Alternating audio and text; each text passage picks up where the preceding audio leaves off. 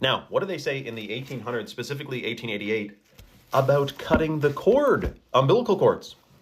And I'm shocked to read this because my understanding is that today, despite being at the peak of science and technology, allegedly, we may be doing some things backwards. Now, listen, when the navel string is an unusually long time in separating, so they're already saying like when the baby's born and you got the placenta and the navel string hanging there, when it is an unusually long time in separating, no force is to be used. All will go properly if left to nature. And it actually capitalizes the N on nature here. Did you know that? And then that way, you're not cutting off the baby from the stem cells and the blood that's supposed to be on the umbilical cord, inside of the umbilical cord and the placenta. So, are you kidding me? Now, the other thing is, I guess maybe back then there wasn't really, like, isn't there some type of value attached to umbilical cords and placentas and stuff because of the stem cells in them?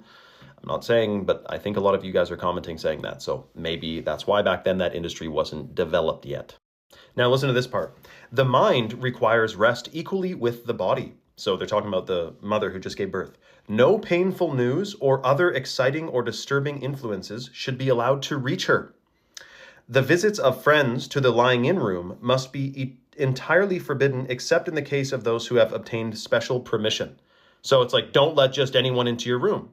Which is interesting because some of you guys are telling me stories of having to argue with the nurses and doctors about what's going on next with your baby. Back then, by the way, and I know someone will say this is a bad thing, but back then there was no NICU. So when the baby's born, it's right on mother rather than whisked away into a back room. A lot of women have a problem with that. I can imagine that it would be pretty hard to get any single animal in the world to give birth and then take away its pup or pug or puppy or little creature that came out of it. Mama bear is not letting you take her cub, man. So I don't know how that has been normalized or become a thing that is allowed, or that's shocking, man. That's shocking. Now here it talks about, which is really not mentioned. It's interesting, you know, you go to a hospital and what's hospital food? Jello, crap, like there's nothing of nutrition in hospitals to my understanding. There should be an organic greenhouse. There should be an organic farm. Better yet, should give birth at an organic farm. But you see what I mean? Whereas here in the 1800s, it says mother, it's like slowly introduce things. Then it says an occasional cup of good black tea is generally very grateful, with or without a little biscuit, toast, or bread and butter. Bread and butter is one of the earliest first meals, by the way, in the world.